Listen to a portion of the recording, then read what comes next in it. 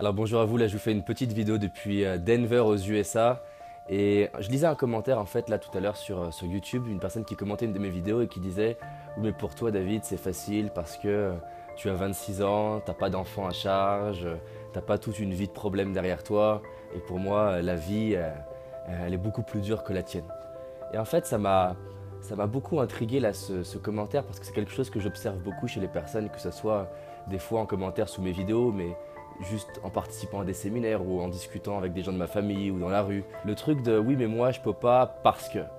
Et en fait c'est assez incroyable finalement de voir à quel point on peut rapidement s'attacher à une histoire qui devient une magnifique excuse et qu'on s'est tellement répété pendant des mois et des années qu'on finit par nous-mêmes croire en notre propre mensonge et notre propre idée. Il y a même des études scientifiques qui montrent qu'on prend une personne, on lui prend une histoire et on lui fait changer l'histoire pour qu'elle mente. Et elle va raconter l'histoire et raconter l'histoire en boucle, en sachant que c'est un mensonge à la base, et avec plein de détails qui sont des mensonges. À la fin de l'histoire, après l'avoir raconté beaucoup de fois sur plusieurs mois, elle va elle-même ne plus vraiment savoir ce qui fait partie du mensonge ou ce qui est vrai. Pour vous dire que quand on répète une histoire, on finit par nous-mêmes y croire. C'est le principe de la publicité, sauf que c'est comme si on se faisait notre propre conditionnement.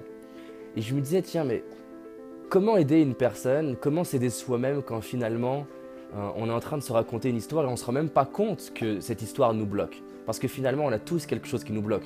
C'est peut-être notre taille, c'est peut-être notre sexe, c'est peut-être l'argent qu'on a ou qu'on n'a pas, c'est peut-être le pays dans lequel on est né, c'est peut-être le fait d'avoir un président plutôt qu'un autre, c'est peut-être d'avoir des enfants à charge ou peut-être d'avoir un handicap. On a tous quelque chose qui nous fait dire que la raison pour laquelle on ne réussit pas, c'est ça. Et c'est assez incroyable de voir à travers l'histoire le nombre de personnes qui n'ont pas réalisé leurs rêves à cause de ça. Et à l'inverse, le nombre de personnes qui, alors que ça paraissait impossible, l'ont fait. Les premières femmes qui, par exemple, se sont autorisées à aller à l'armée, les premières femmes qui se sont autorisées à réussir en politique, les premières personnes handicapées dans le sport. On voit toujours une personne qui, là d'un coup, alors que ça paraît impossible, se met à faire l'impossible. Se met à rendre possible l'impossible. Et moi, je suis fasciné par ce truc-là. Parce que dans ma propre vie, je me suis raconté beaucoup d'histoires et j'étais attaché à mes excuses de oui mais je réussis pas parce que je suis mal dans ma peau, je réussis pas parce que je suis moche, je réussis pas parce que mes parents on sont divorcés, je réussis pas parce que je suis né en France, je réussis pas parce que j'ai des problèmes à apprendre les langues. Et j'étais attaché à toutes mes histoires qui justifiaient le fait de ne pas avoir la vie que je voulais. Et il y a une question qui change ma vie et qui change la vie des gens que j'accompagne et je voudrais vous la partager. Cette question, elle est magique parce qu'elle nous renvoie à quel point en fait c'est possible. C'est est-ce qu'il existe quelqu'un sur cette terre qui, dans les mêmes situations que moi, avec le même problème que moi, ose le faire et est capable d'au moins faire un pas pour y aller? Est-ce qu'il existe au moins une personne qui, dans la même situation que moi, pourrait le faire? Et si on est honnête, la réponse elle est toujours oui. Il existe toujours quelqu'un dans la même situation que moi, qui a le même problème que moi et qui le fait. Si on prend quelqu'un qui est en train de s'énerver dans un embouteillage, il existe toujours quelqu'un dans le même embouteillage qui est en train de rire, danser, profiter. Si on prend quelqu'un qui vient d'être licencié, il existe toujours quelqu'un qui est licencié qui se met à rire de la vie.